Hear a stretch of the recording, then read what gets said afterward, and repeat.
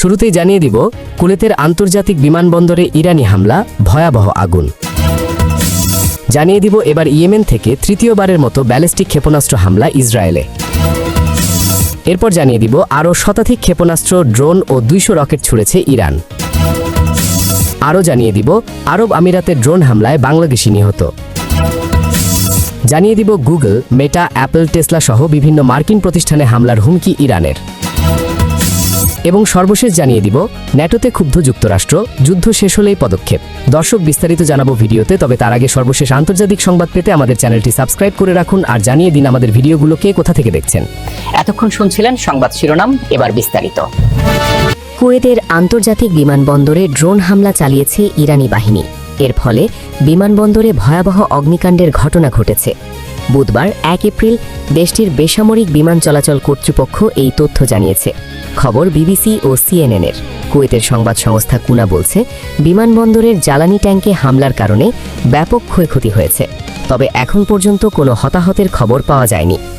দেশটির বেসামরিক বিমান চলাচল কর্তৃপক্ষের মুখপাত্র আবদুল্লাহ আল রাজি বলেন, কুয়েতের আন্তর্জাতিক বিমানবন্দরে ইরান ও তাদের সমর্থিত সশস্ত্র গোষ্ঠীর নির্লজ্জ ড্রোন হামলা চালিয়েছে।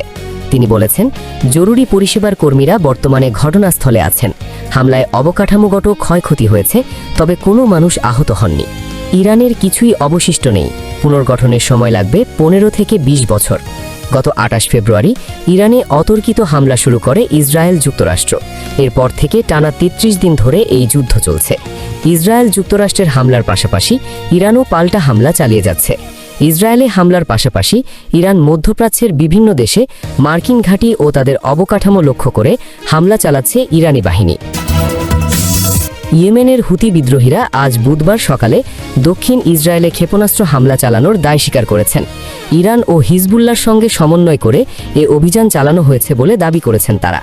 এক বিবৃতিতে হুতিরা জানান, ইরান ও লেবাননের হিজবুল্লাহর সঙ্গে মিলে তারা চলতি যুদ্ধে তাদের তৃতীয় ক্ষেপণাস্ত্র হামলাটি চালিয়েছে। তেহরান সমর্থিত এই গোষ্ঠীটি বলেছে, তারা একঝাঁক ব্যালিস্টিক ক্ষেপণাস্ত্র দিয়ে ইসরায়েলি শত্রুদের সংবেদনশীল লক্ষ্যবস্তু লক্ষ্য করে তৃতীয় এই সামরিক অভিযান পরিচালনা করেছে।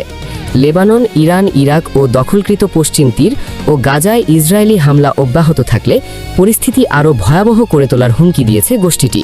ইসরায়েলি সেনাবাহিনী ইয়েমেন থেকে ছোড়া একটি ব্যালিস্টিক ক্ষেপণাস্ত্র মাঝপথে ধ্বংস করার প্রায় 3 ঘণ্টা পর হুতিদের এ বিবৃতি এলো। এ ঘটনায় কোনো হতাহতের খবর পাওয়া যায়নি। ইরানের ইসলামিক রেভলিউশনারি গার্ড কোর জানিয়েছে, ইরান ও তার মিত্র প্রতিরোধ ফ্রন্ট শেষ দফার হামলায় 100টিরও বেশি ভারী ক্ষেপণাস্ত্র ও আক্রমণকারী ড্রোন ব্যবহার করেছে। পাশাপাশি অন্তত 200টি রকেট ছড়েছে। আইআরজিসির তথ্যমতে এসব হামলায় ইসরায়েলের বিভিন্ন স্থান এবং পারস্য উপসাগরে মার্কিন সামরিক স্থাপনাগুলোকে লক্ষ্যবস্তু করা হয়েছে। এর মধ্যে বাহরাইনে মার্কিন বাহিনীর একটি হেলিকপ্টার ইউনিট এবং কুয়েতের আল আদিরি ঘাঁটিতে একটি মার্কিন হেলিকপ্টার ইউনিট রয়েছে। তাদের দাবি, সেখানে একটি হেলিকপ্টার ধ্বংস হয়েছে।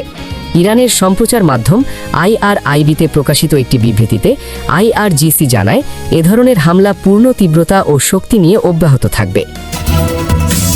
সংযুক্ত আরব আমিরাতের ফুজাইরাহাতে ড্রোন হামলায় এক বাংলাদেশি নিহত হয়েছেন। দেশটির সরকারি বার্তা সংস্থা WAMA এতে বলা হয়, একটি ড্রোন ফুজাইরাহাতে আসার পর এটিকে ভূপাতিত করা হয়। ওই সময় ড্রোনটির ধ্বংসাবশেষ এসে আঘাত হানে ওই বাংলাদেশির ওপর। তিনি ফুজাইরার আল রিফা এলাকার একটি ফার্মে তখন কাজ করছিলেন। তবে ওই বাংলাদেশির নাম পরিচয় কোনো কিছু এখনও জানায়নি আমিরাত। তবে UAE লেবার্স নামে একটি সংগঠন জানিয়েছে, আল রিফার একটি ফার্মের ওপর দিয়ে উড়ে যাওয়ার সময় ড্রোনটি ভূপাতিত করার জন্য টার্গেট করা হয়। ওই সময় ড্রোনের ধ্বংসাবশেষ সেখানে পড়ে।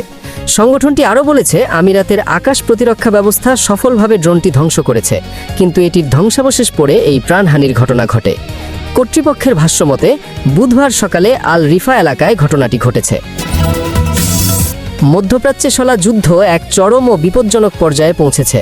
1 মাসের বেশি সময় ধরে চলা এই যুদ্ধে সুনির্দিষ্ট লক্ষ্যবস্তুর উপর হামলা চালাচ্ছে ইরানের Islamic revolutionary core IRGC।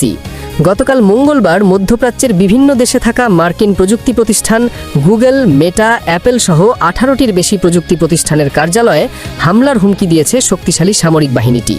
Iran সরকারের দাবি 1 এপ্রিল স্থানীয় সময় রাত 8টা থেকে এই মার্কিন প্রযুক্তি প্রতিষ্ঠানগুলোর ওপর হামলা শুরু হতে পারে। কোনো অনাকাঙ্ক্ষিত প্রাণহানি এড়াতে মধ্যপ্রাচ্যে কর্মরত এসব প্রযুক্তি প্রতিষ্ঠানের কর্মীদের ও সংলগ্ন এলাকার বাসিন্দাদের দ্রুত কার্যালয় খালি করার নির্দেশ দেওয়া হয়েছে। ইরানের এই হুমকিকে দেশটির সামরিক কৌশলের এক বড় ধরনের পরিবর্তন হিসেবে দেখা হচ্ছে। আগে যেখানে শুধু সামরিক স্থাপনাগুলো লক্ষ্যবস্তু করা হতো, এখন সেখানে সিলিকন ভ্যালির প্রযুক্তি প্রতিষ্ঠানগুলোকেও অন্তর্ভুক্ত করা হলো। IRGC জানিয়েছে, যেহেতু লক্ষ্যবস্তু নির্ধারণ ও শনাক্তকরণের মূল উপাদানগুলো মার্কিন প্রযুক্তি প্রতিষ্ঠানগুলোর তৈরি, তাই এখন থেকে এই প্রতিষ্ঠানগুলো বৈধ লক্ষ্যবস্তু হিসেবে বিবেচিত হবে। মার্কিন নেতৃত্বাধীন সামরিক জোট ন্যাটো নিয়ে কড়া মন্তব্য করেছেন যুক্তরাষ্ট্রের পররাষ্ট্রমন্ত্রী মার্কো রুবিও। তিনি বলেন, ইরানের সঙ্গে চলমান যুদ্ধ শেষ হলে ন্যাটোর সঙ্গে যুক্তরাষ্ট্রের সম্পর্ক নতুন করে মূল্যায়ন করা হতে পারে। খবর বার্তা সংস্থা AFP এর। মঙ্গলবার ফক্স নিউজে উপস্থাপক শন হ্যানিটির সাথে সাক্ষাৎকারে রুবিও বলেন, এই যুদ্ধ শেষ হওয়ার পর ন্যাটোর সঙ্গে যুক্তরাষ্ট্রের সম্পর্ক নতুন করে পর্যালোচনা করতে হবে। আমাদের দেশের জন্য এই জোটের গুরুত্ব কতটা সেটিও বিবেচনা করতে হবে। তিনি জানান, এ বিষয়ে চূড়ান্ত সিদ্ধান্ত নেবেন প্রেসিডেন্ট ডোনাল্ড ট্রাম্প। যুক্তরাষ্ট্রের শীর্ষ কূটনীতিক বলেন, মার্কিন সিনেটে থাকাকালীন তিনি ন্যাটোর একজন শক্তিশালী সমর্থক ছিলেন, কারণ তখন এই জোটের ব্যাপক উপযোগিতা অনুভব করেছিলেন। মার্কো রুবিও বলেন, ইউরোপে সামরিক ঘাঁটি থাকার ফলে যুক্তরাষ্ট্র বিশ্বের বিভিন্ন অঞ্চলে সামরিক শক্তি প্রয়োগ করতে পারে। এটাই ছিল ন্যাটোর বড় সুবিধা।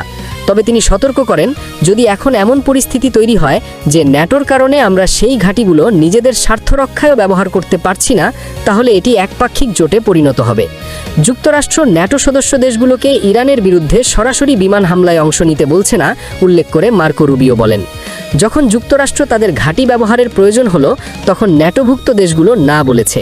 এতে প্রশ্ন ওঠে, তাহলে আমরা ন্যাটোতে কেন আছি? কুয়েতের আন্তর্জাতিক বিমানবন্দরে ড্রোন হামলা চালিয়েছে ইরানি বাহিনী। এর ফলে বিমানবন্দরে ভয়াবহ অগ্নিকাণ্ডের ঘটনা ঘটেছে। বুধবার 1 এপ্রিল দেশটির বেসামরিক বিমান চলাচল কর্তৃপক্ষ এই তথ্য জানিয়েছে। খবর BBC ও CNN এর। কুয়েতের সংবাদ সংস্থা কুনা বলছে, বিমানবন্দরের জ্বালানি ট্যাঙ্কে হামলার কারণে ব্যাপক ক্ষয়ক্ষতি হয়েছে, তবে এখন পর্যন্ত কোনো হতাহতের খবর পাওয়া যায়নি। দেশটির বেসামরিক বিমান চলাচল কর্তৃপক্ষের মুখপাত্র আবদুল্লাহ আল রাজি বলেন, কুয়েতের আন্তর্জাতিক বিমানবন্দরে ইরান ও তাদের সমর্থিত সশস্ত্র গোষ্ঠীর নির্লজ্জ ড্রোন হামলা চালিয়েছে। তিনি বলেছেন, জরুরি পরিষেবার কর্মীরা বর্তমানে ঘটনাস্থলে আছেন। হামলায় অবকাঠামোগত ক্ষয়ক্ষতি হয়েছে, তবে কোনো মানুষ আহত হননি। ইরানের কিছুই অবশিষ্ট নেই। পুনর্গঠনের সময় লাগবে 15 থেকে 20 বছর।